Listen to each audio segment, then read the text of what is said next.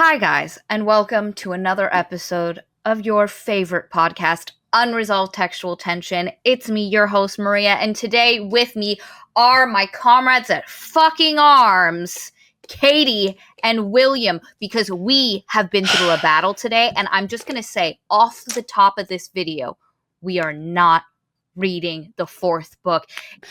Today, it's Onyx Storm, baby, and we're never reading another. If William makes us do this, no, I might actually quit the stream. I'm telling you right now, I am never, because Will made a point, and it is so valid. At this point, we are suffering because what we are going to say here is a lot of what we said in book 1, a ton of what we said in book 2, and there's only a couple of new things to throw at book 3, but besides that, we're just rehashing. And honestly, we are in pain. This book took it fucking out of me. I literally, it was a lot, and I don't want to do it again, and we're not. So enjoy this. This is the last of the Fourth Wing Empyrean saga content. I went to a book fair for adults. It was fun. I saw some horribly misjudged, but nonetheless beautiful new front cover art, as I said last time, for ACOTAR. I saw some really cool special edition books that I bought. Don't know if they're good. Hope they are. But then also spoke to someone who was like, I read the first book and I thought, this might have potential. It's not very good, but it's not the worst. And then she was like, and then the second book was awful. And then she said, and the third book, you know what? I think it's one of the best of the three. She fucking lied. I'm sorry. She lied. I'm sorry, William. I'm sorry. She lied to me. She lied to me. Because I went on with a modicum of hope that this would be vaguely entertaining. But instead, it's just white noise. Like, when you watch Ghost Hunters, and the ghost hunters are like, oh, we hear the spirit box. And they're like, shh, you are going to die. That's how worthless every single moment of this book is. I'm done. Okay, so, yes. Here's the thing. When we were reading ACOTAR, we got to the third book, and we were like, okay, we're done. That's it. Like, there are more there's another book, and there's a novella, and it's like, what is the point? We're going to be saying the same things. This has been up to such a bad level that, like, there just really isn't a point in reading more. We're going to say the same things. And the other thing is, like, first books of bad series tend to be kind of trashy fun at the same time that they're bad. Like, they're fun bad, and this is just slog bad. This has happened many times now as we've been reading bad books, of which we've had to read too many. I'm sorry, guys. I didn't know when I started this podcast this was going to happen. This book is so formless and slogging, and what's funny is even people of the series tend to hate it. Like, if you look at Goodreads, the first 5 reviews are just absolutely roasting this book. Good. Because it's pointless. Like, this should be the last book in the, like, Iron Flame. It was supposed to be a trilogy, and then after the first one, they decided to make it 5 books. That's called a cash grab. Continue, William.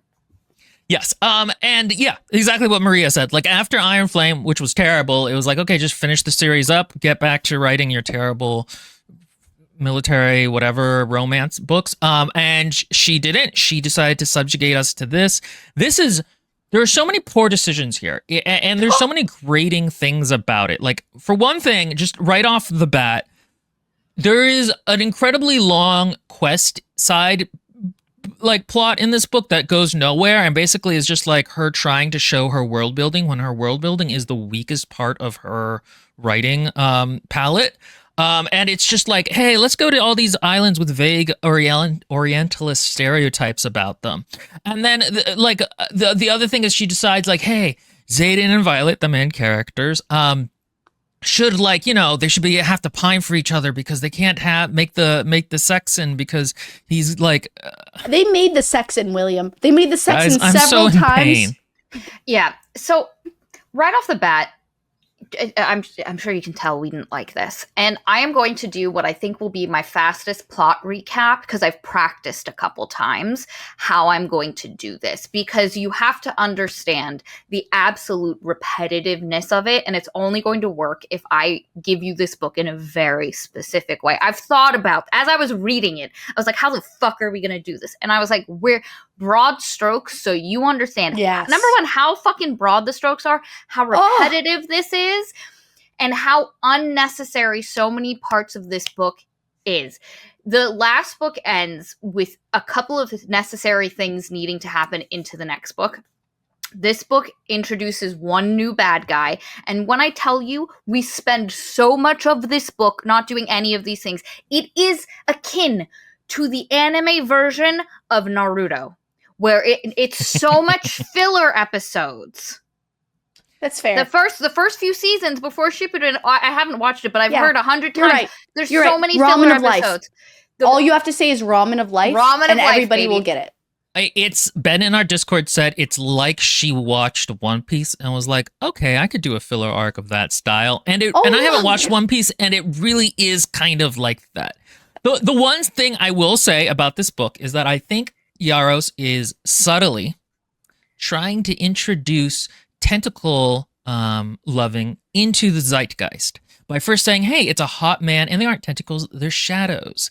And then slowly it's going to be, okay, her next book, it's going to be a hot guy with tentacles, and then it's just going to be a full-on squid with tentacles. Because the amount of shadow foreplay in this book is ridiculous and disgusting. Inappropriate scenes. I wouldn't know, because it hurt me to listen. Okay, so I would like to just mention that Valerie said, and I will quote, Yaros wasn't horny when she wrote those sex scenes. And that is 1,000,000% correct. They feel like work. They feel like work to slog through. And it does not feel like a fun sexual encounter. It feels like she was like, oh, this is the formula. I must abide by it. Sex. Penis. Yep. Oh, am I allowed to do that right now? I mean, at this point, we've already said a bunch of words that we can't take It's genitalia. I'm sorry. I just can't help. Filter is this hard book right unleashes something in us, a deep primal rage that I thought humanity had lost back in the age when we huddled around fires and cats circled the light. There are several moments in this book that are so circuitous in their own plot line that I thought, why did you do this? Like, what made you think that this was good? Like, I don't understand. She obviously knows. Like, by far now, at this point, the first book was the best. Yes. And so you know I she find knows myself better. missing the first book. Yes! Me too, of course. And the thing is I'm just kind of like, but you know what works. You did the first book. I mean, it wasn't perfect, but it was by far better than this. The entire book, as I said, and I will stop after this, is just one circuitous motion after another of just meaninglessness of plot development. And it just, nothing amounts to anything. And people are thrown away like trash and then brought back. Oh my God. The number of characters in this book that are not even, I don't know who anyone is. The book does no effort to remind you of who any of the... Who's Quinn? What? This book, so right off the bat, one of the things I noticed going into this, more so in this one than the last one, is this book does zero. Here's what happened last time. Most sequel books will spend the first couple of chapters dropping sentences like, this person who helped us to do this, this, and this, and they'll just throw those scattering of sentences. Or like, this thing happened, and they might put you back in the scene for a bit and be like, okay, now we have to deal with this. I started this book and I realized I don't remember a lot of Iron Oh my Flame. God, me too. I thought I was an idiot. Yeah, I remembered her mother died and forgot that Andarna, number one, shapeshifts to different colors or color shifts to different colors and could kill Wyvern with her flame or kill a Venin with her flame. I completely forgot that until 2/3 of the way through this book. Yeah, me too. And I forgot basically that Xaden did the no and did some heckin' draining. And so I was so confused. I literally had to stop, re-listened to our review of the second book, realized that we did not actually cover any of that shit in our conversation because Will did a plot recap of about half the book in 6 minutes, and we just missed all of that. All we talked about was her mom dying, so I didn't even remember the other stuff because that's how much we didn't even go into it. This book does not do anything to remind you of what happened in the previous book. No. Can we also appreciate Ben's comment right here, which is, I started Onyx Storm the day after finishing Iron Flame and still had no idea what the fuck was happening. I feel better. I thought I was an idiot. I thought, wow, did I forget that much? And like I did, but it wasn't because of me. It was because it was so inconsequential, so not supported by the plot or characters. And another thing that happened, and it was getting worse in the last book, but it's really bad here, and I've seen multiple reviews online talk about this, her writing has just gotten worse. In the sense that her sentences are confusing. She references things, but hasn't used the proper noun for it at first. So there are literal scenes where you're like, who is this about? And then you get to the end, and then you have to reread it to be like, okay, now that I know who she's talking about and like what the context is, I can go back and like reread that scene and have it make sense. When I tell you that happened so many times reading this, I thought I suddenly became dumb. I was like, you have a master's degrre in literal literature. You've read some difficult texts, Maria, you know, and am I just dumb? Like, have I lost the plot? No, you have not. Her writing is just messy. Her scenes are messy. There are action scenes that should be fun or engaging, and I'm like, wait, who did that? Who? And part of it is what Will said. Who are these people? Who are all of these people? Because she doesn't remind you of anything. She literally is like, you better have remembered every single detail from the previous few books, guys, because if you didn't, or if it's been like a year since you fucking read it, you're fucking screwed. Get the fuck out of here. You're not a real fan. You're lost. I'm glad to know that people who were looking forward to this book had a similar experience. I thank you, Ben. You make me feel so much better that you finished the one and came into this and were still confused, because it was just very confusing. Because she doesn't ground you, she doesn't remind you of stuff that happened. There was this whole thing about like runes and needing to change the runes on the board. I could not remember the mechanics there. Why? And also, why do we need to do that? Why do we need to do that to have the Griffins you're say? Muted. Which I like because you're a woman, but bad because Shut another up. woman is talking. It's because my dogs are barking. I'm hilarious. Funny. Go ahead. Anyway, so moving past that joke. So the only reason I remembered the importance of the runes is because that was 90% of the last book, and it was so boring. Yeah, that's the only reason why. I forgot that the rune was important because they needed to take away the one that kept the writers from the flyers from using their magic. I literally completely forgot that was a thing that needed to happen. And it just like, God, this book just throws you in, and it's like, welcome to the Tempest, baby, swim. Everyone has the same the same dialogue, so all of the characters blur together. It's not like any of them sound distinctive. In our last review that we were complaining, I think about, it was Lies of Loch Lamora, which is not live yet. If you're watching this when it goes live, which you should, hit the notification button, be part of the notification squad. We said that all the characters had the same voice compared to something like the Locked Tomb trilogy, which how did I put it that was so brilliant? It's like in the Locked Tomb trilogy, the narrative voice is strong enough that you know they're all dogs, but they're different breeds. Of dogs. In this one, everyone is just some stupid ass same dog, essentially, to continue that brilliant metaphor. Everyone sounds exactly the same, and so you don't even know who's talking sometimes, because it's the same person, they have the same sense of humor, it's the same stupid, not particularly good banter. So much of this book is just a muddled mess. It's hard to picture scenes. Plot lines come and go too quickly. Things from the last book don't even so remember how we spent a bunch of time last book dealing with the infantry? That has no impact on this book whatsoever. It was just a cul-de-sac, like a plot cul-de-sac. Yep. In this one we meet Ooh, nice term. Thank you.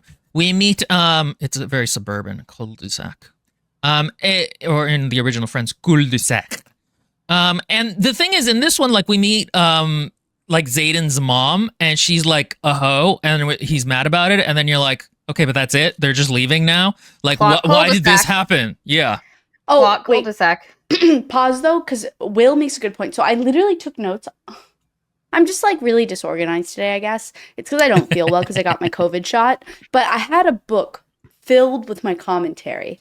And I was trying to find it very quickly, but I won't worry about it. I'm sure maybe it'll pop up. But one of the things you literally mentioned, there are action scenes that happen, and I don't know what, it's not even action scenes. There are so there's a series of like, they're traveling everywhere, but I have no internal imagination as towards what it looks like really, other than the first place they go to, which is a little bit descriptive, but like otherwise it's just kind of like all up in the air, and then there are sudden cuts to them being in places without the in-between, and it's like she just got so lazy. The scene doesn't ground you at all. No, and so like for example, there's this one scene towards the end where they're practicing runes and stuff, and it's like they just suddenly got there, and suddenly they were in this class, and suddenly they were doing this thing, and there was no preamble to it. And while I'm thinking about it, I want to say, because it's in the same line as this, there's also like so many moments where they're flying with dragons and there's no description of the navigation. Like there's specifically I'm asking too much, I suppose, but like there are some parts where it's like she banks to the left, she banks to the right, or something like that. She doesn't actually say that, but because it's not that good.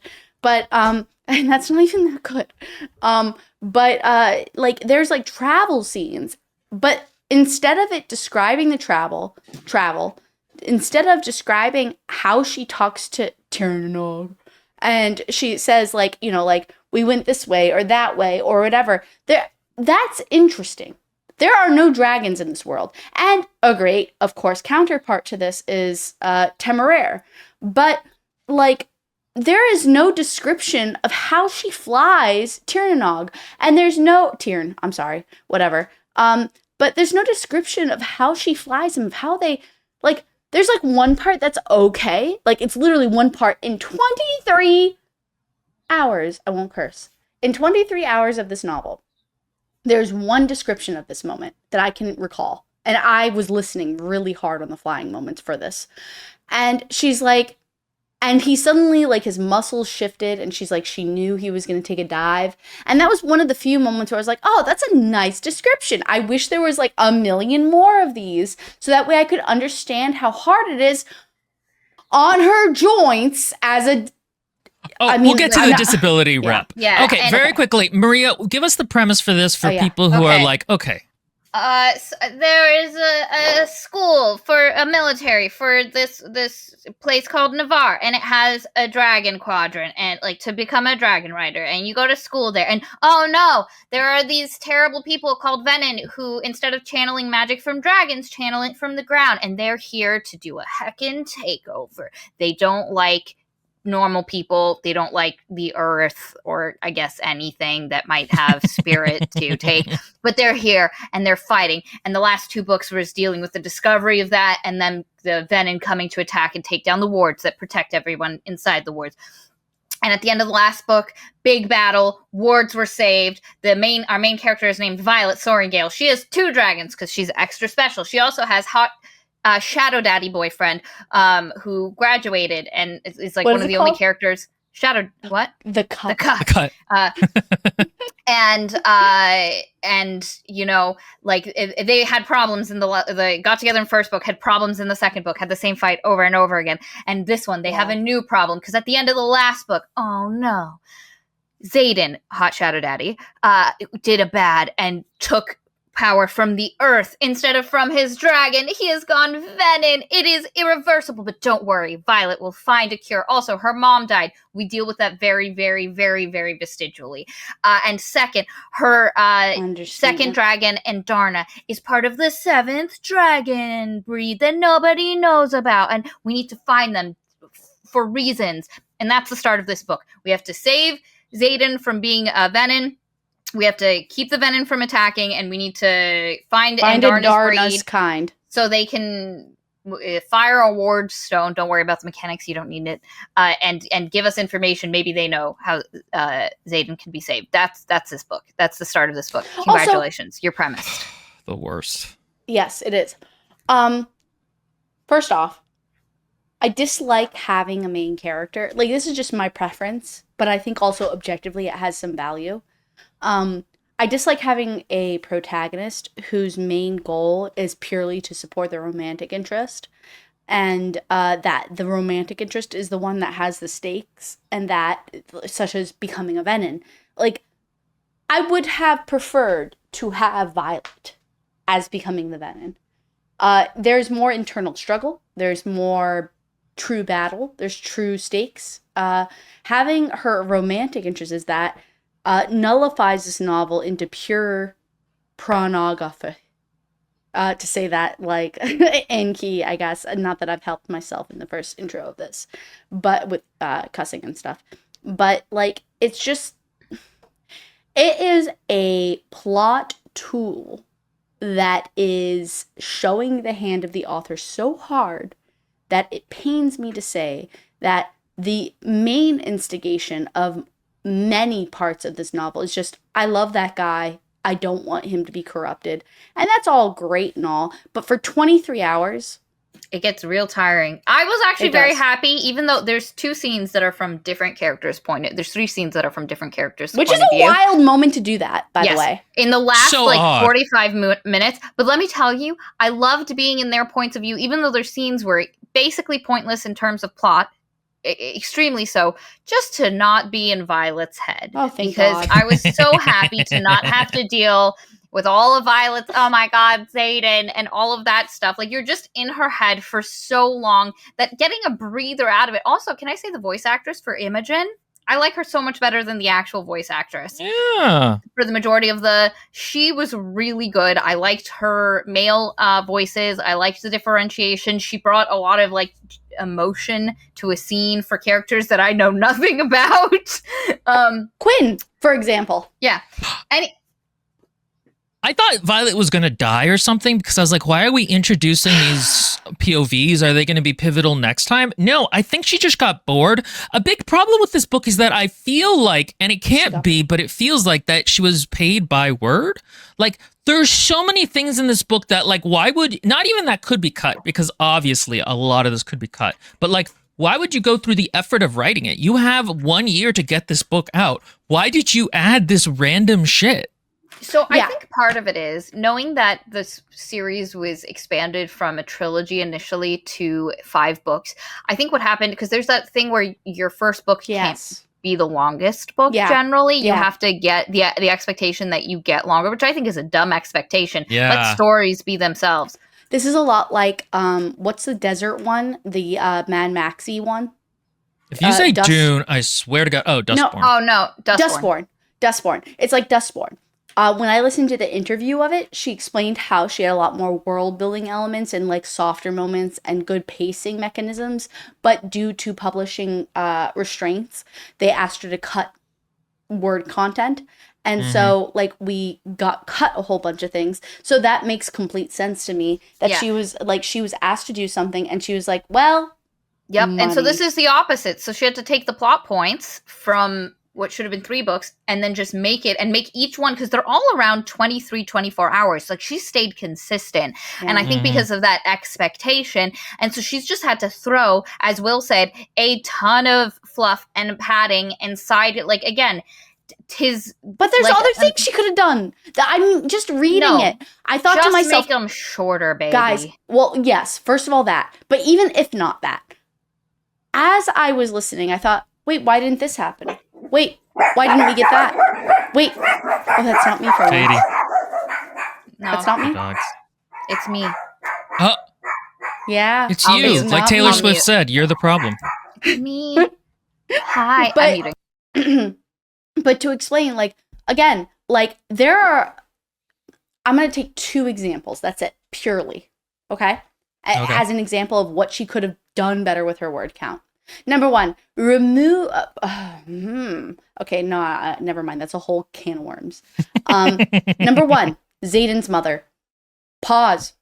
Have a third of the book dedicated to building that relationship and then the fallout or whatever it is that she wanted to do with it. Doesn't matter what she wanted to do with it, but build that up. Describe the area. describe the scenes, describe the children, have Violet have an interaction with the two kids that are obviously Xaden's younger brothers, like, which we'll get to. Like, you could have, a whole third of this book could have been purely dedicated to that one aisle. And we are not, not that I want that. Not that I want that. But strategically speaking, this could have introduced a lot of and dealt with a lot of very interesting concepts emotionally. But no, that's out. And the second thing, oh, go ahead. No, finish your point. The second thing, Andarna's a whole thing.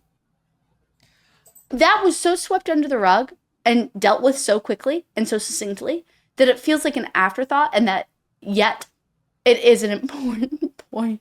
That is Marley. She is my favorite. I've visited Maria. The one in the front. Times. Yeah, she is my favorite. Oh my god, she's so sad. She's like Isn't a regal rat. Cute?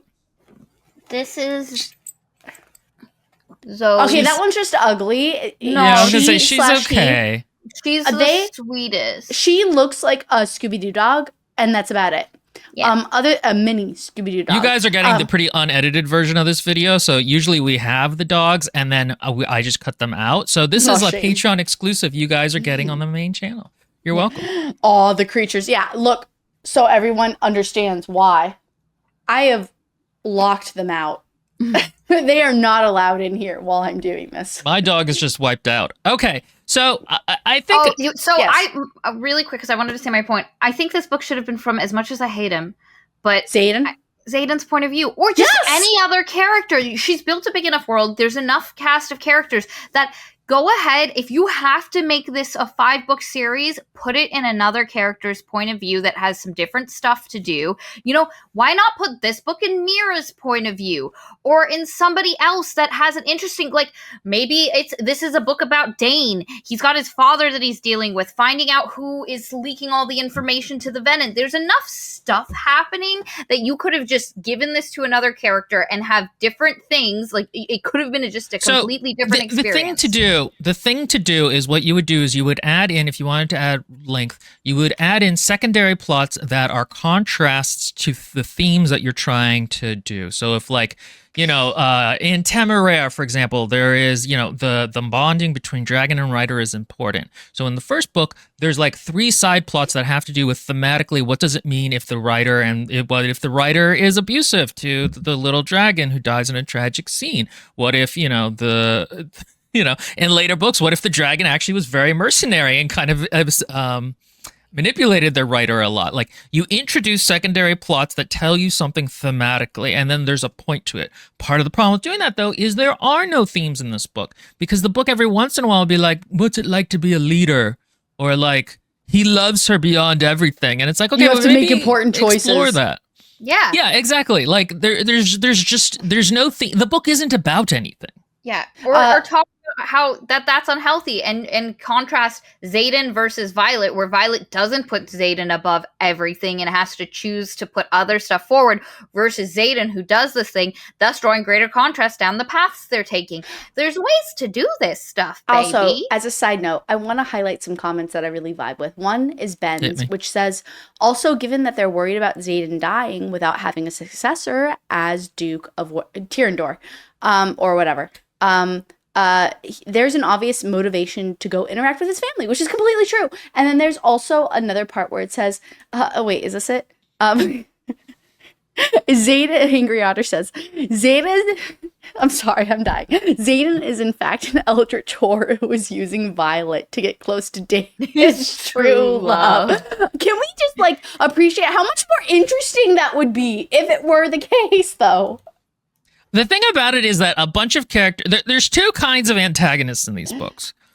Temporary antagonists who will then become best buds and banter with the main characters. And I think the term that Thea used in the comments was hate sinks. There's so much masturbatory power wish fulfillment in this book of Violet just girl bossing and yelling at people. Yeah, like, it's annoying. Just emotionally, it's such a pain, and these people are always like very evil, and then they lose, and they're like, oh, they're very cringing about it. They never have any self-dignity of their own, and like people just yell about it, and it gets super repetitive, But B, it makes the characters so annoying because characters need to be cut down sometimes for the reader to actually like them. They can't be the moral authority every single time. What Will just said times 2. It's very irritating how we're the boss and we're going to set the terms and there is no if and or buts. You're just going to abide by what I have to say because we have the most power, baby, but not in an interesting way. And so it's just like, it's constantly back to back, just bulldozing past any. And the thing is, I told Maria this, I think, but in a specific sense. And what I told her is that I think I could accept Xaden's like lack of control over things if he truly was like just a gremlin and he just couldn't control himself and it was genetically impossible for him to be able to control himself for whatever reason. And yeah, I know it's supposed to be dark magic, and yeah, I know it's supposed to be Venin, but that doesn't totally explain a lot of things because even back before then he was like, oh, you're mine. And so like that would make more sense if there was some type of background to it. Like, I could forgive somebody who's truly a beast to act beastly, but then want to do better. But that's not what we get. We get that they're so in love.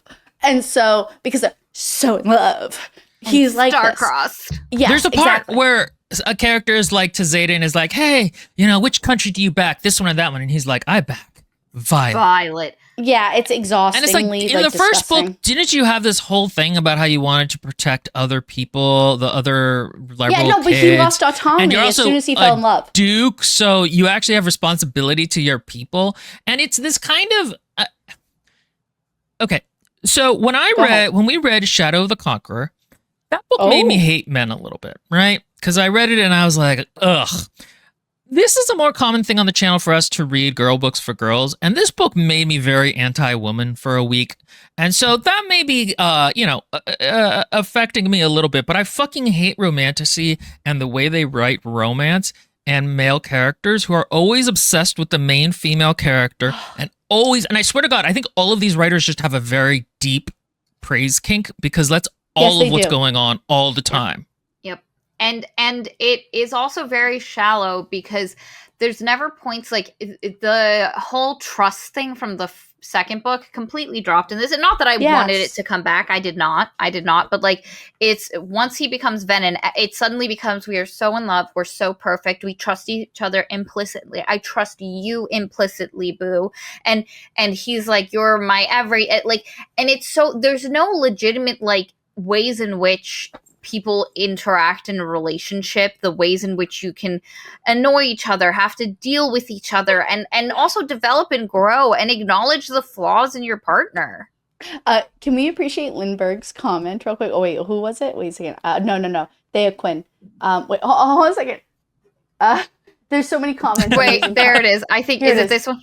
Violet gets a paper cut, Xaden kills the paper manufacturer. It really is like that. It's a huge problem in the book, and unfortunately, like Violet at no point is ever like, oh, this is a legitimate problem and is not healthy, and he needs to deal with it. She feeds into it, and she's like, it's just his darkness.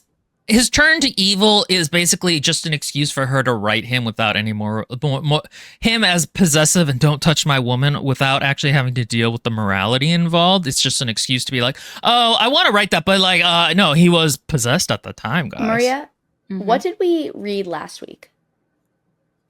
Lies of Loch Lamora, which I am now missing. You weren't on it. You're talking about the Encyclopedia of Fairies? Maybe. There's something else, though, that I was thinking of, but that's fair enough. No. That's fair enough. The encyclopedia bit. Maybe it is. That's what I'm thinking of. I'm gonna forego this until my thought coalesces. Come on.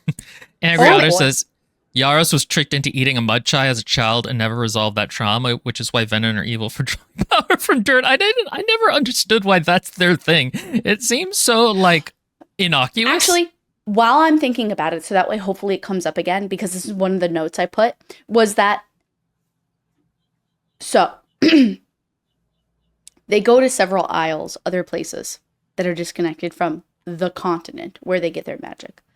And in these places, there is no connection to magic for whatever reason. I don't remember why. But the point is they can't access magic, but yet they can't. So Zayden, one of the big points is like, oh, we can have rock and sex. I'm trying my best. We're far enough in the video.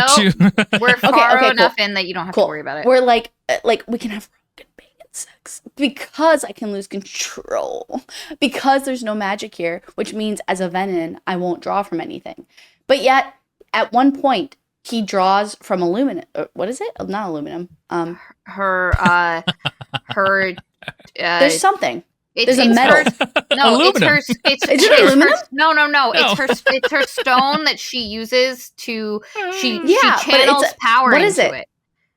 I don't remember. Okay, it doesn't matter. The point is with power. The point is it's a specific metal, and suddenly he draws from it, and then So for 5 seconds, I believed the idea that a conduit. The magic. Conduit. Yes, it's a conduit, but the point is like aluminum.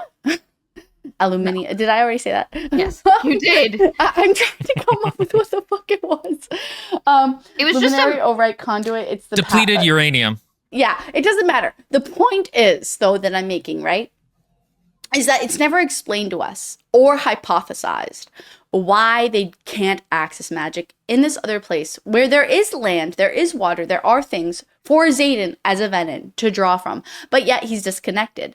And maybe there's no, first of all, okay, wait a second. This was like a whole portion and I will come back to it later. I won't go off right now, but that's fascinating. Why is only the continent able to access A, dragon magic, and B, magic at all? Why do these isles or whatever have a disconnect from that, even if they are still land coming up from the sea? I can get the sea part because maybe the land is too far. It has to do with the land or whatever. But literally physics, it doesn't make sense. And it doesn't make sense physics in fantasy world. There is no, I would still buy them not knowing, but by being maybe it's because of this. And no, we don't get that, really. Nope. And so out of this one scene, we get this one part where Zayden draws from her thing. Her conduit. But it's in the land where there's supposed to be no magic. But he draws from this thing. It's not like it had inherent magic. It's just a metal. Magic in it. No. The conduit, she puts her excess power into it, and then she can direct it from there. So, but there was not excess power within it, was it? At that moment, yes, it was just a thing. It had been charged. Okay, but still, I don't There's understand. a lot of very unclear things in this book, to be honest. You're completely correct. And also, there's a lot of things that are just the author wanted a specific thing. For instance, you know what really annoyed me this time? Why do they get to talk to each other down a bond? Why do we have a mating bond a la ACOTAR, but nobody else has this? Bride? Or whatever. But not even that. It's so your dragons are mated, thus you two can talk to each other and nobody else can. Because if you think about it, there's not a single other character that can mentally talk to another human anywhere in the book. She just wanted to have that ability, so she just made it up. Also, why can she, despite being cut off from things, be able to still access her dragon's thoughts on the islands where nobody else odd. It's because Andarna is an Irid and makes their own magic, and so because she is a magic connection, never mind, I missed that. She can keep her and the baby, the little and Tyrion all in contact. But again, do you want to know why that actually happened? Because she didn't want to lose the ability for her to talk to Tyrion and Andarna, because that's half the draw. So you just see the author's hand everywhere where you're like, this is why this exists. Because the author wanted this concept, and instead of letting things naturally come out of the world building or actually create world building to really justify that in a way that makes sense, she just throws it in. And before anybody is like, well, I don't come from world building. Why is the book so focused on it then? Why do we have this adventure across the world for it? Sorry. Okay, so we need to start on the actual plot. Yes. Before that, though, we have a Patreon. Go join that. We also, if this is too late to be doing it in the video, but we also do like books. I will have that as a playlist on the side here earlier. And, don't complain about us just not liking books because there are books we like. The other thing I would say is that if there was an action scene or a scene that you thought was particularly bad, leave it in the comments. Me and Katie are doing a critique stream tomorrow morning, and I think it would be kind of good to do an action scene from this. I do have one in mind, by the way. Because the thing that makes action scenes bad is actually the buildup, so it's difficult to do it in one scene. No. It's fine. There's one in particular that's on my mind. I'll share it with you later, but if we have a better one, we can do that. Okay. So, Maria, where does this book start? Okay, so this book starts immediately after the other one ends. Violet's mom dead. Andarna can shapeshift. She's a 7th breed of dragon, and her fire can kill Venin, but this never gets visited in this book. So ignore that part. You don't need it. And Xaden is now a Venin, and his eyes are rimmed, so he has to go hide away. So they're at Basgiath. They go back to classes and shit. But oh no, immediately, not even before classes, literally thing ends. People are in the stuff. Venin have infiltrated the school, and there's a battle. People are killed. Jack Barlow is still here and alive for some reason.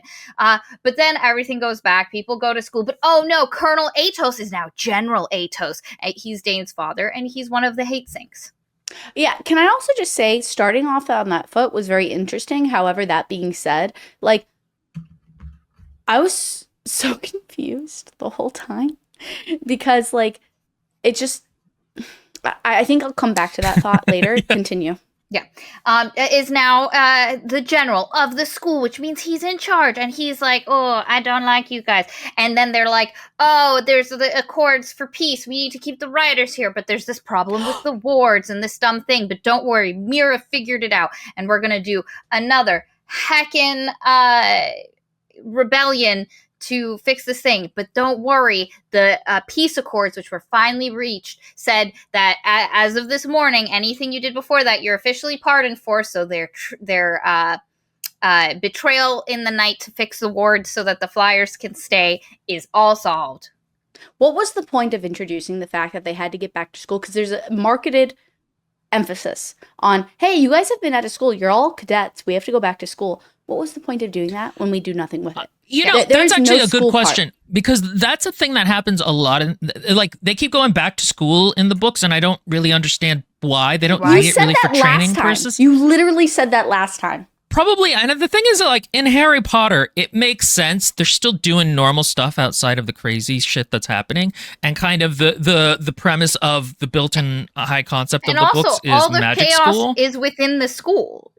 Right, unlike here, it's why do you keep going back? You don't really need to learn anything. You don't like any of the teachers. This is the institution that is bad. It really makes no sense. It's a bit like she was just like, okay, I have to include this, or I'm just defaulting back to it because I'm stupid. Yep. Exactly. Continuing. Congratulations. Xaden is now Duke of Tyrrendor. He's part of the government structure now. And he's got his dad's title back. Oh no, you guys you did a bad, and we're going to send you away to Samara to punish you for what you did, because that's the only way I can, and you have to go fight. And then they get there, and the guy's like, actually, we don't need you to fight. The fighting stopped. Oh no, Venin attacked. And this time, we meet a new Venin lady. Her name is Theophany, and she is a lightning wielder, and she wants Violet, and she wants Shadow Daddy Xaden, and oh no, and she's like, don't worry, you'll come to me yourselves, bitch. Back to the school. Violet needs to organize. Yeah? Can I also say that Theophany was a potentially interesting character? She is so horribly misused and so horribly backseated for no reason whatsoever. Because considering she's introduced, she's given moments, she's given time, she's given concern, she has no weight. Nothing happens, by the way. Spoiler. Nothing happens. And when we get to that point and Maria says it in the plotline, I'm just going to be like, why even say anything about her? Also, Theophany has silver hair, pure silver. Please remember, our girl Violet, the tips of her hair is always silver. Anyway, They go back to school. Violet needs to organize a mission out into the world to find Andarna's kind because they're really smart. And also maybe they know how to defeat the Venin. And also maybe they know how to turn people back from Venin and save Xaden. And they also need them because they need the 7th form of dragon to fire a ward stone. And there's a really dumb rule that if you fired a different ward stone, you can't then fire another ward stone. So they can't just use Andarna twice. So they need more of the Irids, and they find out that Andarna's called Irids because of Theophany. And she's trying to get it together, but they put a really shitty guy in charge of it, and he puts together a crew of people who don't know each other and thus don't trust each other. Also, they need a royal dignitary, but Auric is still pretending he's not a prince and won't let anybody know, so they get his older brother Holden in, who's Violet's ex. Oh no, Xaden does it jealous. Can we all we had never, there was no hint in the previous books that she'd ever had a prince as a boyfriend, and there's a stupid fucking part where she's like, no, I never thought about being queen. It wasn't love. He didn't treat me right, which is, again, part of the, like, this book is just like girl boss all the time. And it's like, bitch, you could have been queen, even in our world, which places a large emphasis on, like, love as part of relationships. Like, that didn't enter your head. You didn't think that was important in how you handled this relationship. No, she was too young. It's but yet fucking she was young, bizarre. But yet she was young enough. So she's like, yeah, no, but I was young and dumb at 18. And I'm sorry, pause, yes, correct. But also, like, he was caught effing his, like, super hot professor or whatever, and, like, she was on top of him, riding him or something. I don't know. But, like, there's, like, so much, like, I think Will and Maria have both mentioned this, but there's, like, overt. So, this is a trait of Metch fan fiction. Which is fair, because people don't know yet. They're not authors yet. Or if they are, they're just masquerading in the night, and those are usually the good versions. But these are people who don't know yet how to handle things. And they're learning, and it's a process. But if you're being paid to publish this, my question is why do we have such disgusting, shallow characterization where it's like everybody else is dumber or less competent or gross in some way to such a degree that there's no redeeming value and they're not dynamic. They're just slates of a character and what a character is supposed to be used as a plot device as opposed to interesting dynamic personalities. My point being is that Holden is just like a really gross, dumb character. And he does really dumb, gross things the whole time with no really redeeming factor other than he loves his brother. But even then, it's dumb and it's barely supported. And it's just like, that's the whole book. There's either... So, here's the thing. The introducing that she's dated Holden is a thing that will destroy, when you retcon, it destroys a little bit of the believability of the world. So you have to have a good reason to do it. And the thing is, we get nothing from this. This is just we don't get any growth from her and Xaden on this point. We don't get... Although Xaden obsesses over it and is like, oh, you dated a prince? Oh, did you love him? For a little bit, and then we're done with it. And then we just move on to, like, and there's no, like, thematic growth. It's literally like she was like, that's just kind of a cool bit of trivia. Maybe I'll do something with that. And then fucking forgot. Yes. Yep. And as we mentioned, Holden has a temper and is just a rough, he's a useless prince. But yeah, so they put together this dumb crew of people and they go on their first mission because Holden's like, listen, if you go to this place and you get this MacGuffin, then I will convince everyone to let you go to the south where you want to go, even though the guy who's in charge wants to go north, which you think is dumb. And also Andarna hates the cold. Yeah, okay, so wait, let's just pause on that point just for 5 seconds, just for me to say.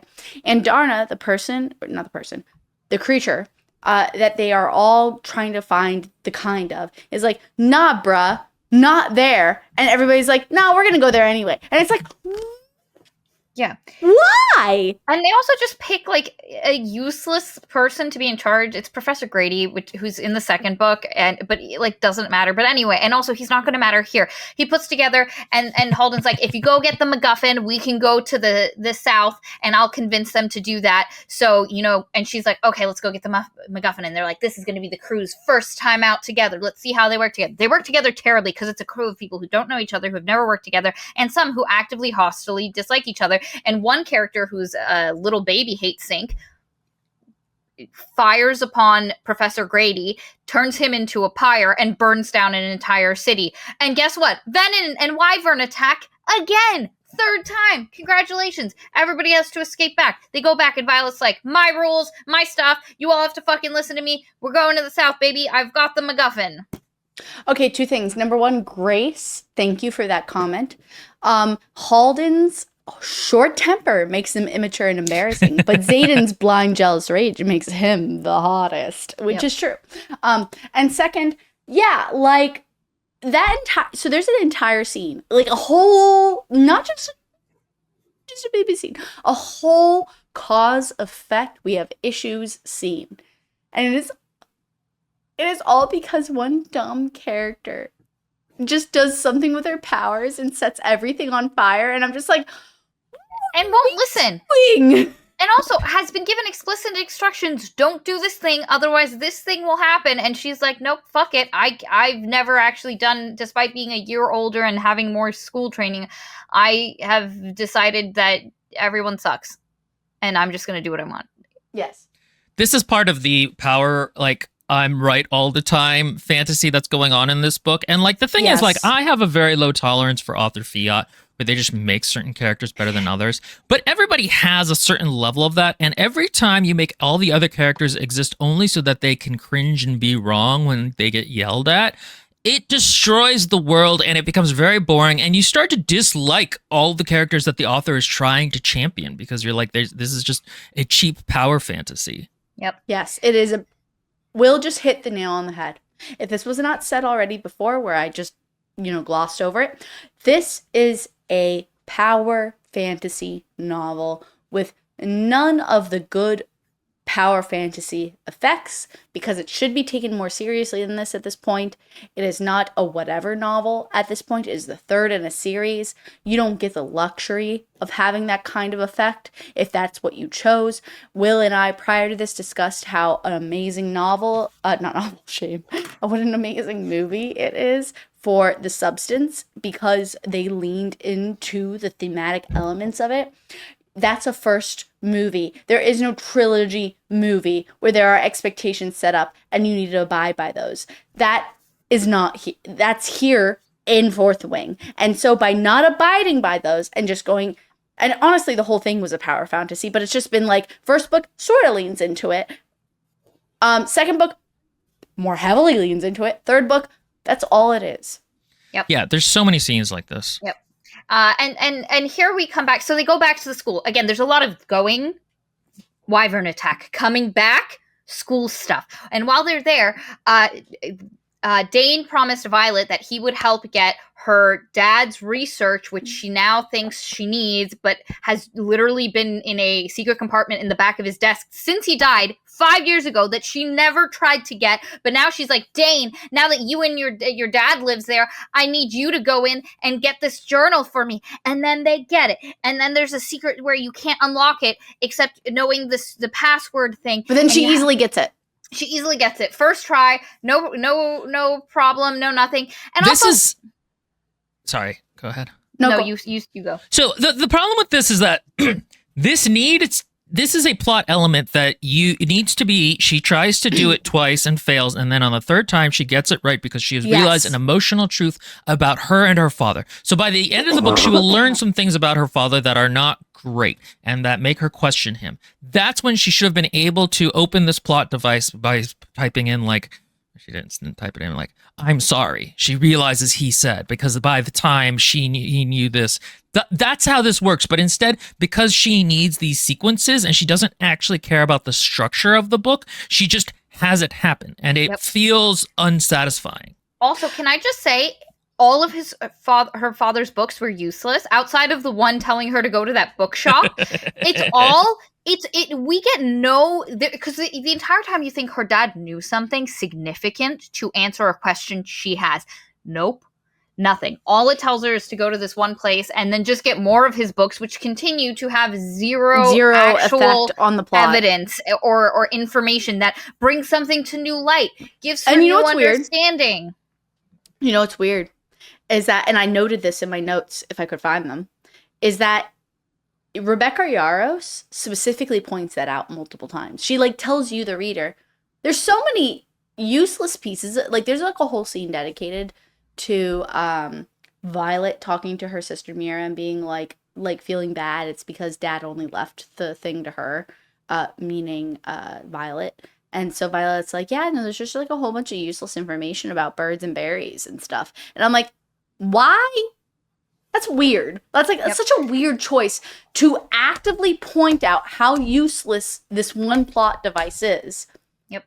And then also make it still useless. Yeah. Like, it's like, what are you doing? Are you doing this on purpose? Are you angry that you had to that you had to publicize this book? Are you taking it out on us, the readers?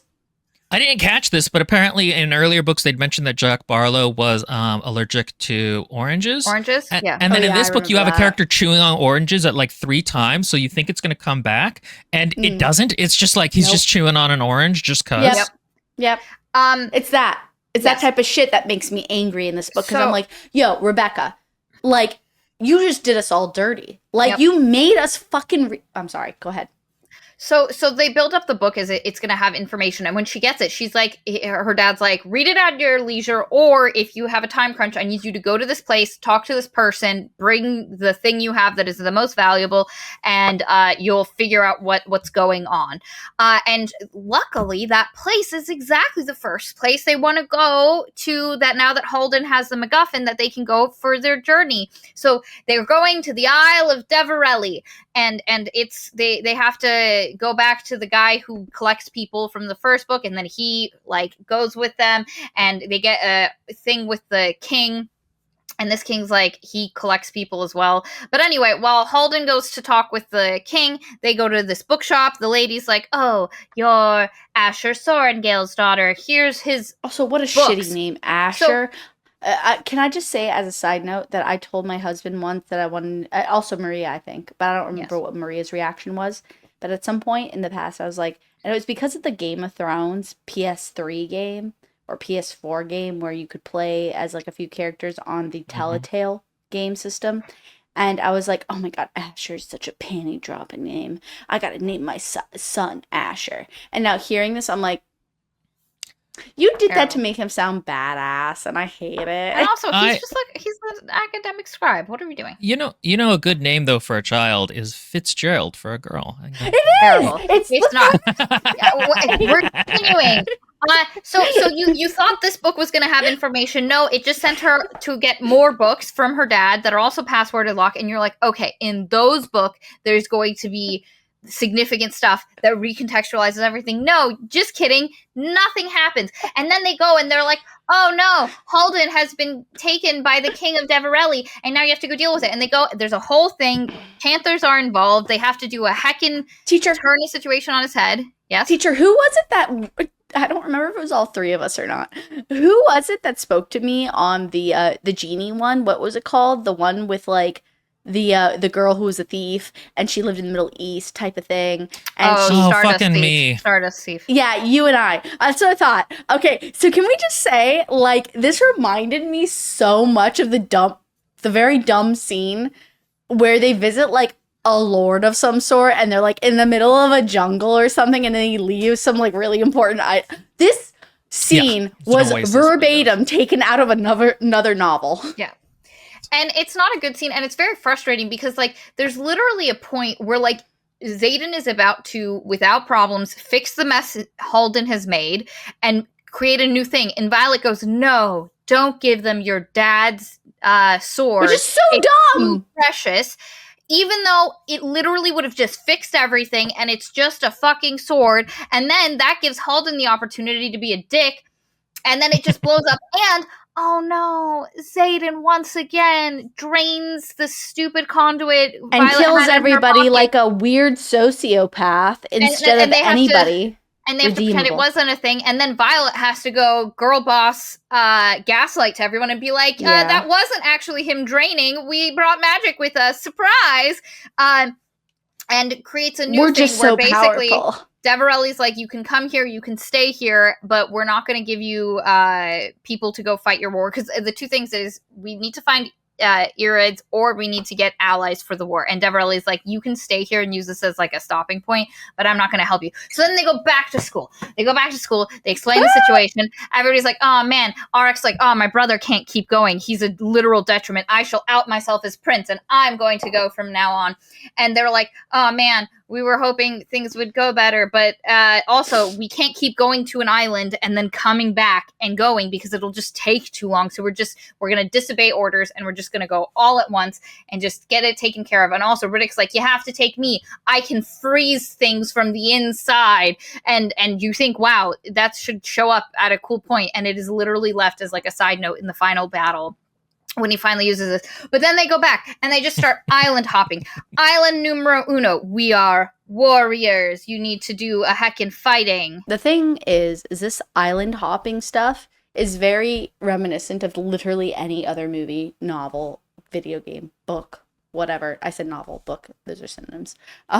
Point is though, this is like a very common trope. If I'm going to be...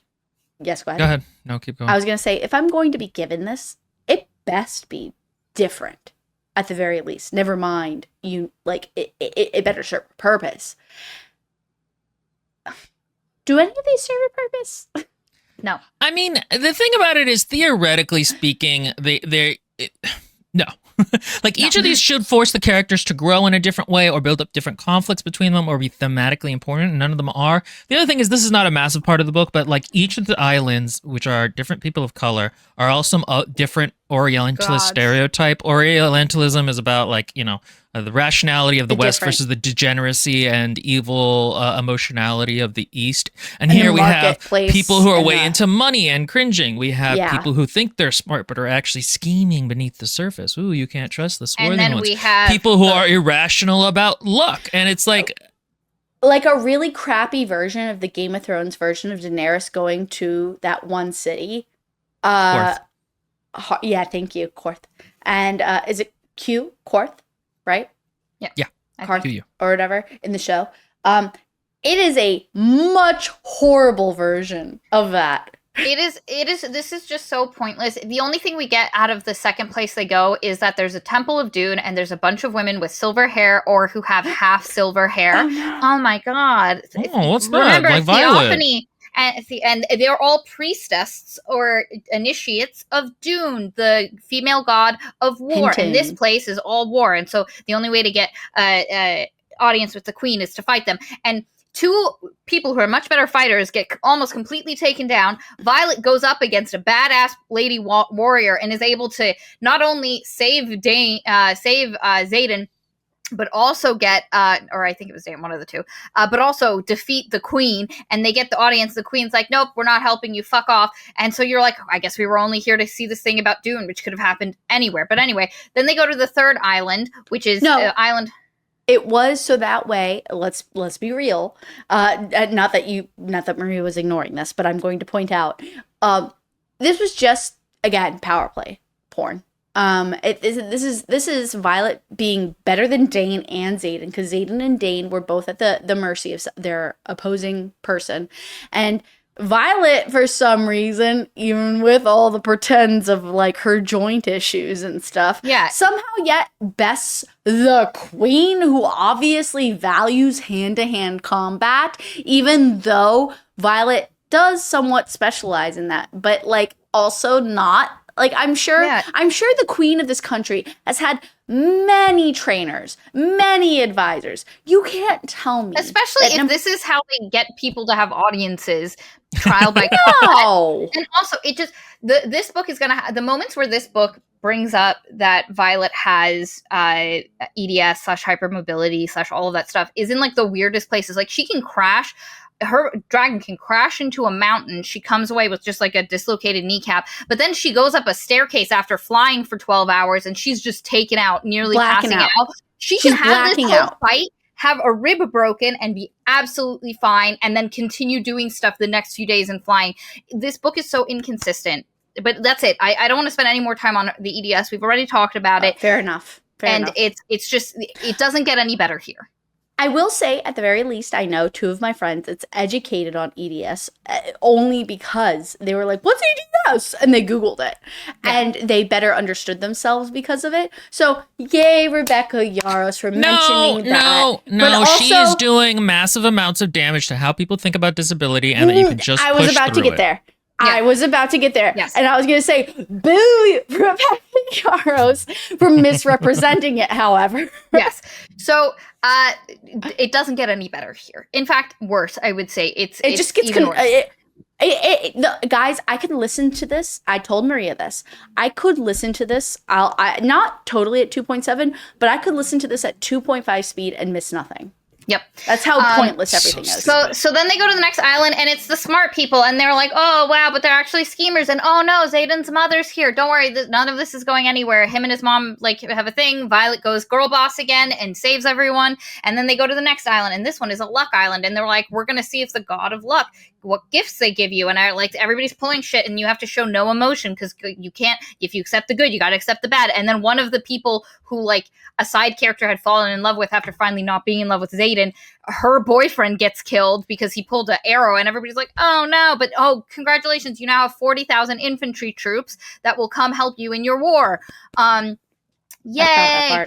And then they're like, we have to go bury this side character that his name's Traeger, but like who doesn't matter and nobody cared about. Wow, I completely forgot about all.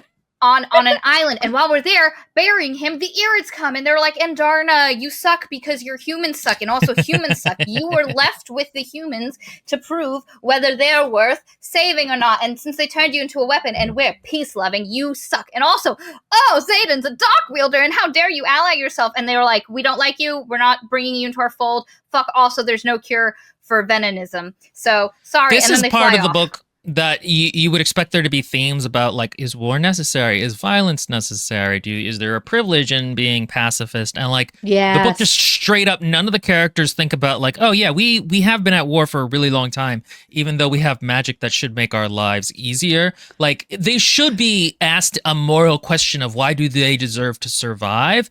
And the book doesn't do that at the fuck all. No, there is literally 0.25 seconds worth of exposition dedicated to contemplating that towards the beginning 1/7 of the book. And I was like, oh, is this what that person from the book fair was talking about? It's going to address a theme? No, it doesn't. It doesn't. And then the Irids fly off and they're like, oh no, this whole thing was a failure. And then they go back to fucking Bezgaeth, back to classes and stuff, and Xaden like goes away on a thing, and he did it's a whole bunch of pointless shit, and it's all really pointless. Auric is back, and he keeps like knowing stuff is gonna happen, and you're like, okay, that guy's a precog. And also Mira and so Riddick discovers that Xaden is Venin, and is like, you need to tell everyone else, and they tell everyone else, and everybody's like, wow, we'll help you figure it out. And then they go to a different place. Also, Violet keeps having these dreams about other people. Oh, that's her next superpower from Andarna. She's a dream. Okay, guys, can I'm going to slightly skip ahead a little bit. We can always go backwards and everything, and you can continue. But honestly, the next thing that I recall as being meaningful is that Andarna just pieces off, right? I was literally right about to get to that because So the point is like Andarna's one family member or whatever the equivalent comes by and is like, yo, so you should just like go find yourself on a self-finding mission. First of all, what? Why now? No, Andarna shouldn't, like, first of all, she's a child, so there's so many other things to address with that, but like, let's go ahead and shove all that aside and the psychology behind it and what would be more interesting to address. But then also, like, she's like, yeah, I should go find myself. Peace, deuces, y'all. And then she's like, cuts relationship with Violet, and Violet somehow just like, but the point is, right, is that you think, Finally, Violet's being cut to cull. Like, she isn't special anymore. She is still, but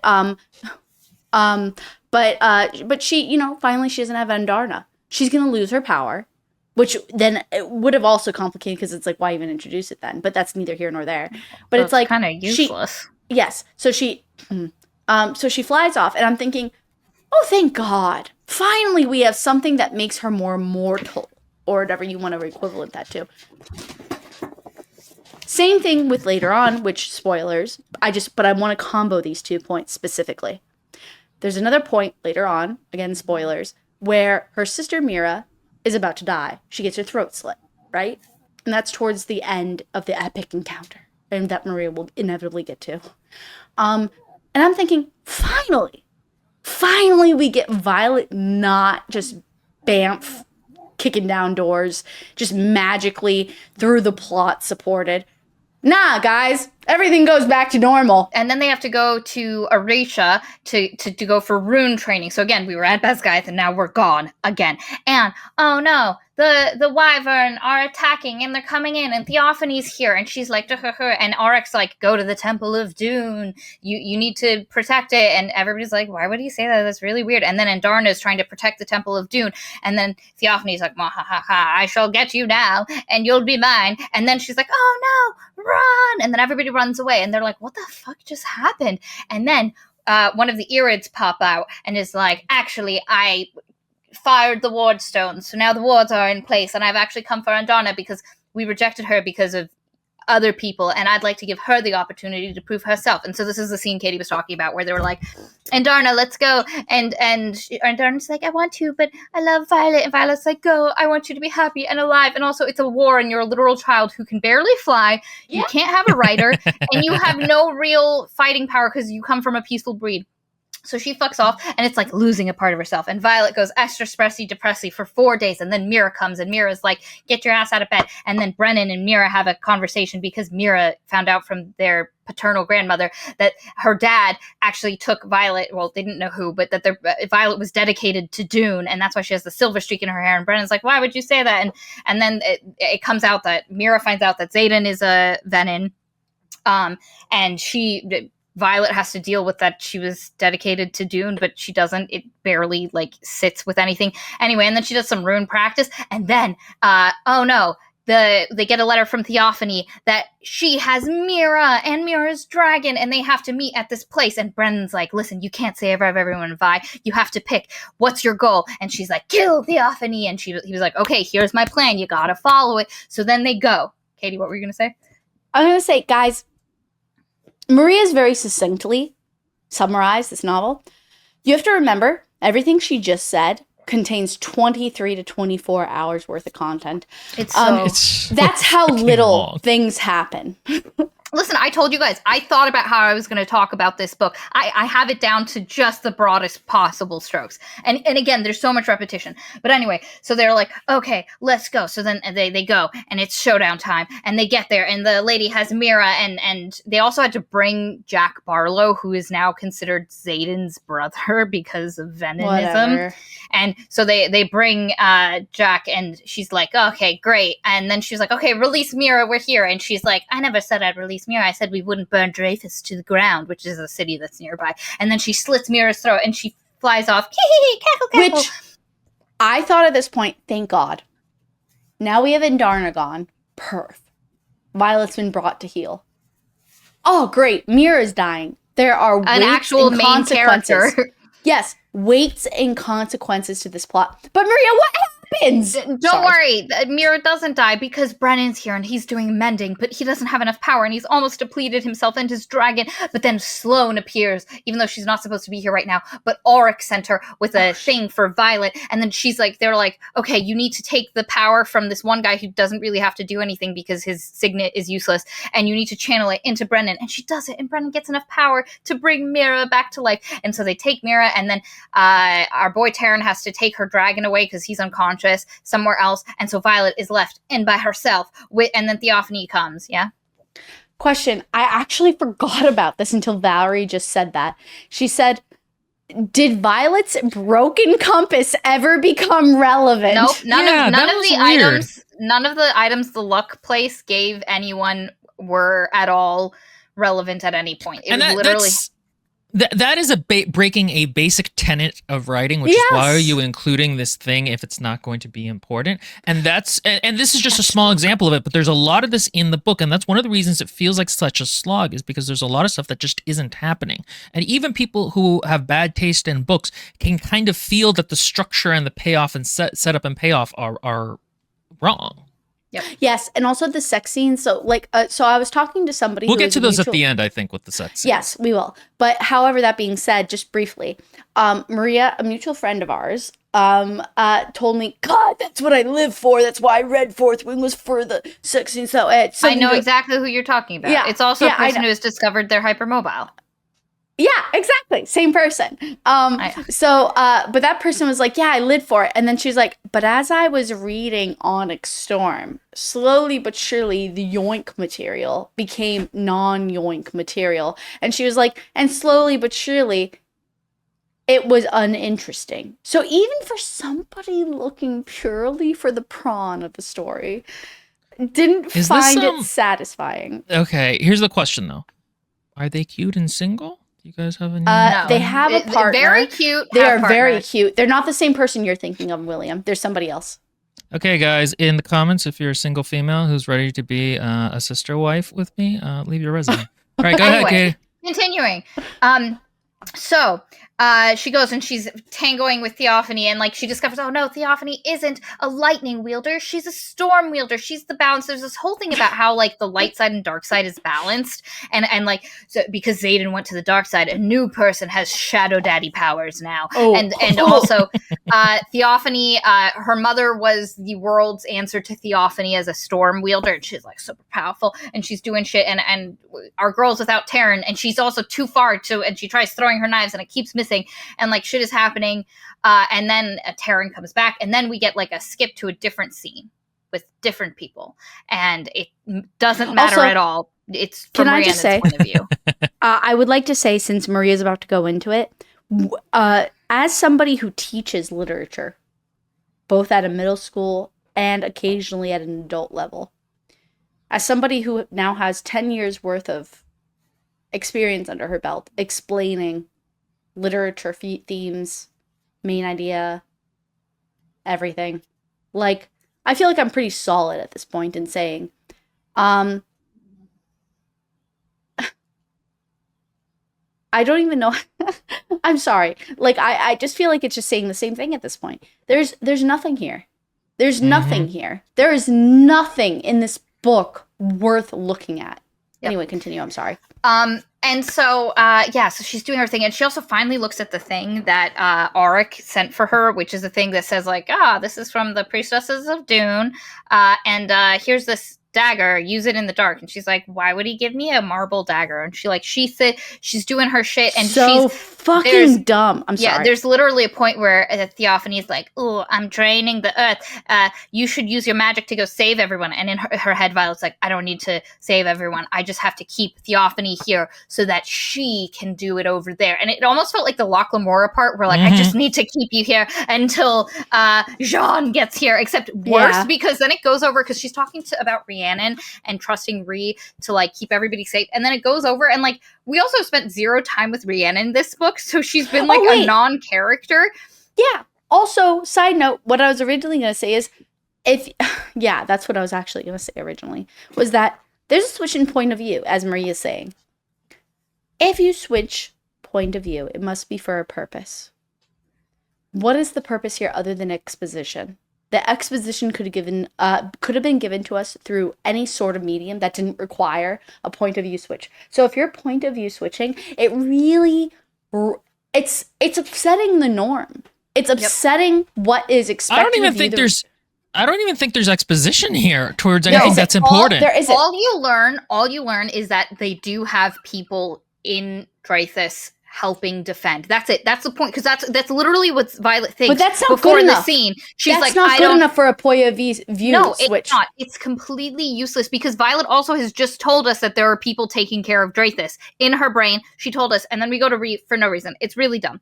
But anyway, then we go back to Violet and Terrence here, and they're doing their shit, and they're getting stuff done, and they start raining down lightning on a bunch of wyvern, just taking out a fuck ton of wyvern, which are the evil gray dragons. And then Theophany takes them down with a net. This giant ass dragon is literally taken down with a fucking net. And there's also a point where like Sigale, who's his mate, they're like, oh no, she's in trouble. And so they're trying to get him out of the net and do stuff. And she's like, she looks at the dagger again, and she's like, oh god, what are we gonna do? And then we go to another scene and another character. It's Imogen this time, and her best friend Quinn dies, who is like one of the only gay characters in the book. So way to bury your gays. Like, also.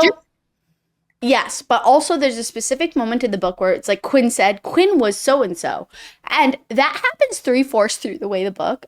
And I'm just like, if you have to re-explain the purpose of a character 3/4 through the book of the third book in the series, that character should have been trashed ages ago. But there's this whole like death scene, and then we go back to Violet, and she's in her final showdown with Theophany, and like they're like, oh man, what are you gonna do? And she's like, oh, she realizes that Theophany was the priestess, a high priestess of the Temple of Dune, and that there's this whole thing, if you turn your back on Dune and go evil, you can never step foot in her shrines, temples ever again. And now she has a dagger that is made out of the temple, so she's like, oh, I'll just stab her. And she just stabs her. She dies. We don't learn her plan, because this whole time Theophany is like, don't worry, you'll come to me of your own volition, and you'll bring him. And so like you think, oh, and Theophany's also working separately from the other bad Venin we met. There's this other guy who like has been in Zayden's dreams. And so you think there's going to be like, we're going to learn what her plan is. Maybe she's working differently. It's this whole side thing. Nope, you learn nothing. She's dead. Oh, also Andarna shows up in this scene right beforehand. Andarna's like, I'm here. And then she's like, and that's how she's distracted, because she's like, oh look, it's the Irid. And then Violet's like, stab. Like, so 3 things there. Number 1, Mira and Andarna both come back. There is no loss. There are no stakes. It's garbage. Number 2, why did we get introduced to an antagonist that is apparently the antithesis of another antagonist, which I think is fascinating. Yeah. To introduce 2 antagonists with 2 different things is an interesting aspect to a book, because it's not as simple as 1 antagonist, it's 2. So where do their motives lie? And why are they different, even though they are both on the quote-unquote evil side? That makes it dynamic and interesting. By not only killing off... What's her name again? Theophany. Again, there you go. By not only killing off Theophany, and not only never revealing her purpose, what was the point of interesting... Oh, yep. Yeah, okay, you now the main character, the main bad guy, is the same main bad guy from book 2. Like, oh boy, what a difference. Like, what have we done? There's no change to the status quo. And Theophany kept being like, I'll tell you. Why are you going to ask other people the information you need to know? I know it. And we don't even learn what that information is. Like, what did you know that Violet wanted to know? She's literally garbage. A garbage character that could have been interesting. Because, like, can we just admit, though, that it's fascinating that there was another character on the opposite side who had the same powers as Violet, who looks very similar to Violet. For a hot second, I thought, is there time travel going on in this novel? Like, is this the future Violet coming into the past? Like, because that's the way it was kind of framed almost. Because it was like Violet, but not Violet, as a Venin. And I was like, oh, so like, I don't like that at all. I don't think that's a good thing. But is that what's happening? And no, none of it matters. None of it matters.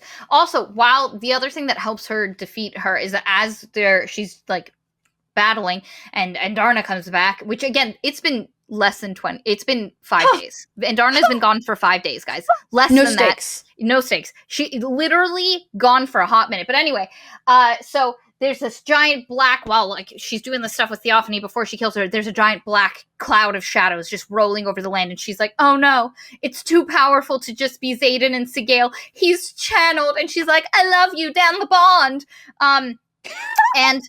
and it like sweeps over them, and the note from Arik said use in the dark, and so then she's like, ha, stab, Theophany dies, and then Andarna looks at her and is like, Violet, and she's like, I'd burnt out and passed out. And then it goes to Xaden's point of view, and Xaden, you get from him that he didn't actually kill the sage, that the entire time he kept telling everyone he killed, the sage is still alive. Also, Bodhi's now a Venin. Like, who would have thought it would have been that guy? So now Tyrandor has no heir. She just wants to make money at this point. Tyrandor That's all it is. Has no heir, because Bodhi was supposed to be the guy who's the heir, and he's like, oh no, and they're gonna kill Sigale so that he can be fully on the dark side, and he's like, no, I'd never let that happen, and so he's like, I shall channel to save those I love and sacrifice myself, and so then he like kills all the Venin and the Wyvern, and he takes everybody out under his black cloud, and then he's like, and then he hears the I love you down the bond from her, and he's like, before I lose that last part of myself, the part of me that loves her, I'm going to pull my hand from the ground and end it. And then it blacks out, and then it goes back to Violet, and it's been 12 hours since we last saw her. Brennan's like, where have you been? She's like, what time is it? What happened? And she's just like walking up to the house, and she can't remember anything. And they're like, what happened? And then Brennan's like, what's on your hand? And she looks, and there's a giant emerald wedding ring on her hand. And everybody's like, oh my God, emeralds is what was on Xaden's thing. And they were like, we all know Xaden obviously channeled and that he's a bad guy. And there's also a note clipped to her saying, like, congratulations, Temple of Doom, you're married like to Xaden Ryerson, with an extra note that says, it's all yours now. Don't come look for me. And then, which means, congratulations, you're now Queen of Tyrandor, or Duchess of Tyrandor. And then she looks at Imogen and she goes, what did you do to me? And Imogen goes, what you asked of me. Close, end scene, an hour 30 minutes, baby. I want everyone to notate the fact that it took us an hour and I'm sorry. It took us an hour and 30 minutes to get through this. Most of our discussions take at least 2.5 hours. That's how worthless this book is. Yes. Do not read it if you came here to figure out if you should read it. Do not read this book. It is garbage. It is a waste of 23.5 or 45 minutes of your time. So many conversations, just people standing around talking. There's so many characters lecturing. There's so much stuff I cut out, but I hope that this very abbreviated plot summary shows you how repetitive and back and forth and back and forth and back and forth this book is, and how useless. I was actually angry listening to this book. I haven't been angry for a minute with most of our books. I think the last time I was this angry was probably around the era of the sequel of this book, but not for the sequel of this book. I was not angry this angry for this. It was such a waste of my air. Like, I could have been happy during this time. I could have been happy. I've had a hard week. I've broken up 6 fights at my middle school. I actually genuinely hate Rebecca Yarros for wasting my time on this book. It has been a waste of my time. Never read this book. If you like the previous 2, cool. End it there. If the next book's great, cool, good for you. But not this one. Oh, I literally saw reviews. So on top of a bunch of reviews from fans being like, this kind of was hot garbage, right? There was one person who was like, I love Fourth Wing, didn't like the second one as much, but this one's my favorite book of all time. Not just my favorite in the series, the best ever. The lady from the book fair. The lady from the book fair said the same thing, and I hate her for it. She gave me unprecedented hope, and it was just dashed. There are people that are just gonna like this book, and that's fine. Whatever. For me, I'm never reading Yarros again. This, and maybe one of her other books in a completely unrelated thing, but I'm done with the Fourth Wing series. I'm done with the Empyrean. I'm done with the Will, if you make us read this, I will do it for the express purpose of money. No. We have interns now. Lindbergh and Val will have to read the 4th book together, and we'll just be like, oh no, none of us can make it to the...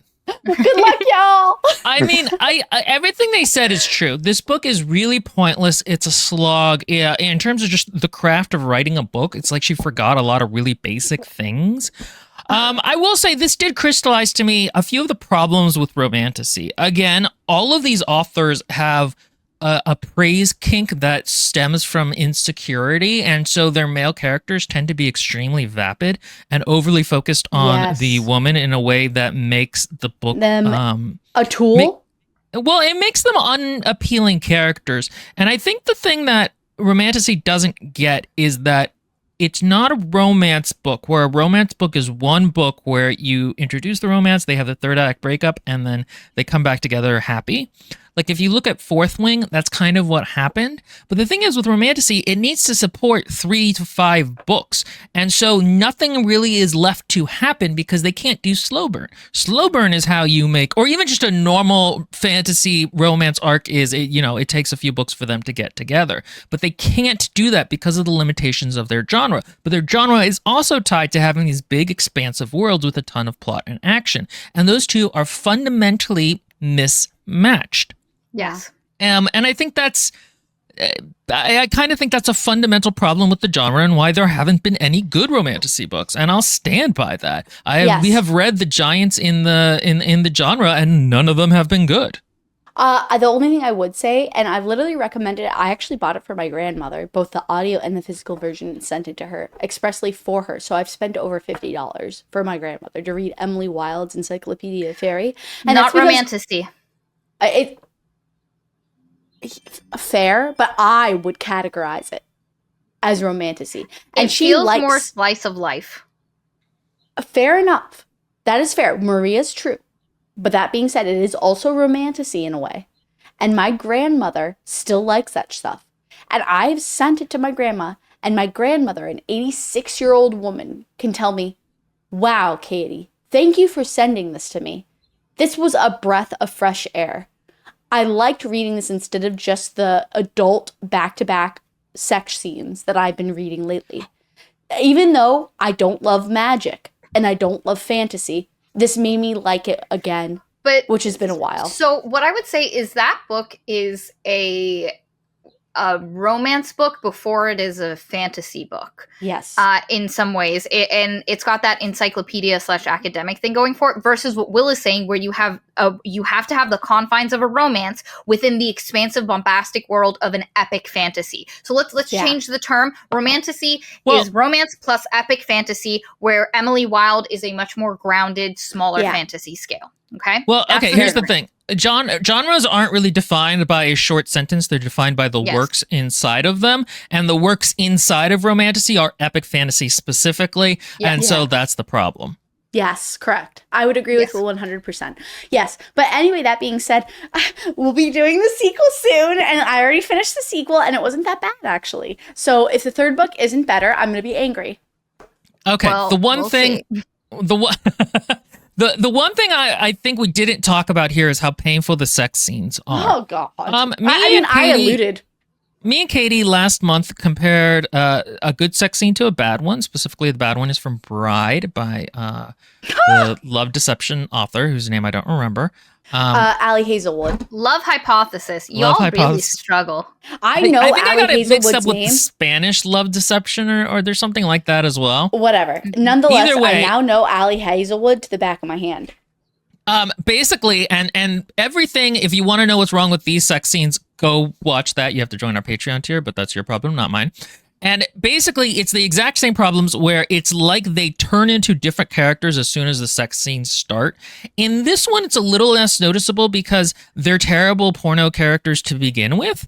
So, like, it matches a little bit better when it transfers into sex time and that they're constantly turned on all the time. And the other thing is it insists upon itself too much. At one point, like, Xaden and Violet are flirting mentally at a time that's inappropriate. And she's like, well, if I just wanted to make you crazy, I would just do that thing with my tongue. And Zane goes, and coughs out of nowhere. And you're like, really? Come on, like that's you're not like an adult. Yeah, like calm down, my man. Like it doesn't feel like real sex. They're also literally in the middle of a strategy meeting that is very important. Trying to it's just this. It takes okay. I would say this. I think Maria was about to say this, but not in my words. Or maybe it was my words. Which is the love/sex scenes take away from the plot.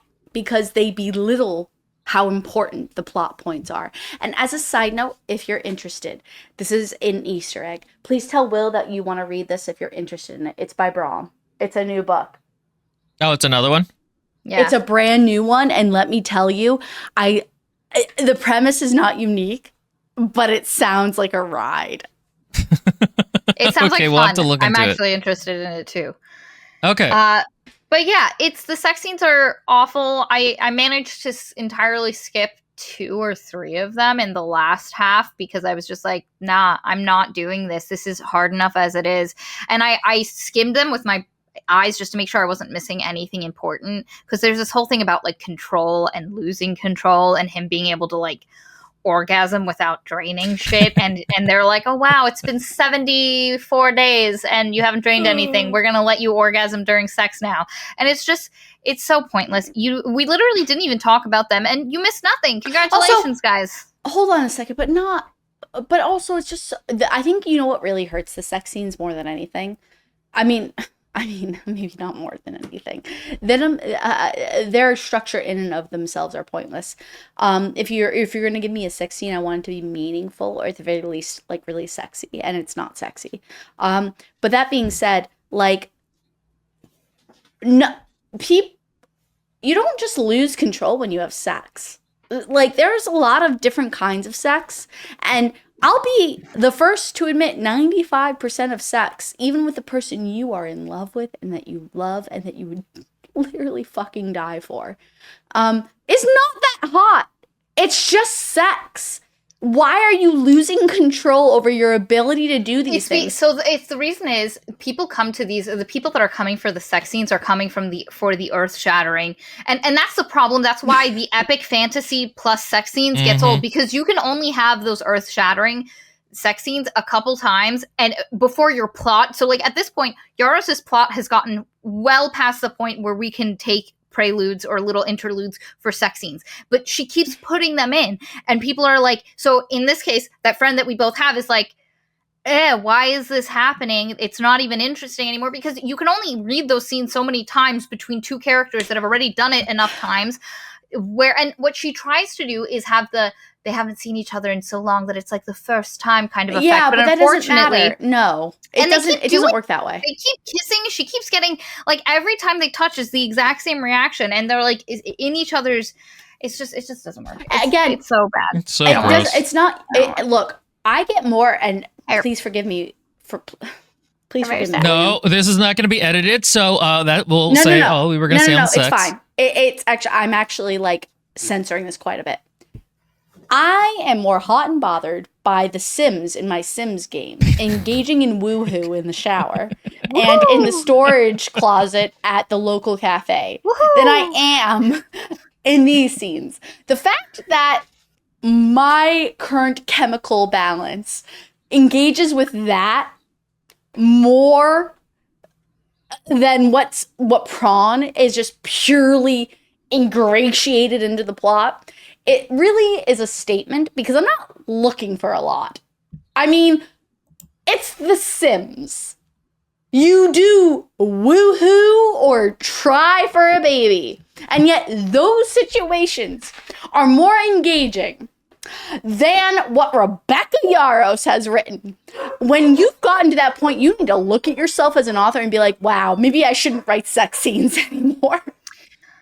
Unfortunately, we're going to be plagued by these books forever. But yeah, I think this is the last one. It's going downhill. It's not bad fun anymore. And we've also said our piece on it. Like, her problems as a writer are only growing worse. They're not fundamentally different. Like, there's nothing new. And like, this video will do very well, and that's nice, but like, that's not really the only reason we're here. And one of the reasons we are able to be here for other things is our Patreon. So join that if you would like to support independent journalism and get access to This Was a Book Club. This was specifically a Rage Reads book club, and also specific writing critiques like this next one we were talking about. I'd like to read the second Hyperion book. It's going to do terribly, but I'd like you guys to get the Hyperion Cantos, that sci-fi book we all loved. The second book, I'd like to read that with you guys. Look, is that the one with the anti-gravity sex scene? No, we'll never read that. Book 3, where they're like, I no, that's book 4. In book 3, she's still a child. Oh, well, okay. Yeah, it's a completely different story, but I would like to read the second one. Yeah. Okay. Summary. Don't read this book. It's not worth your time. Rebecca Yarros, if you like her material, read the first and second book. Third book is not worth your time. I'm sure you could probably go online, Google the summary, and enjoy, hopefully, what I would hope, for the love of God, she improves upon in the next book. That's it. Yeah, it's pretty bad. All right, guys. We love you, our parasocial darlings. I don't. Bye. Just kidding.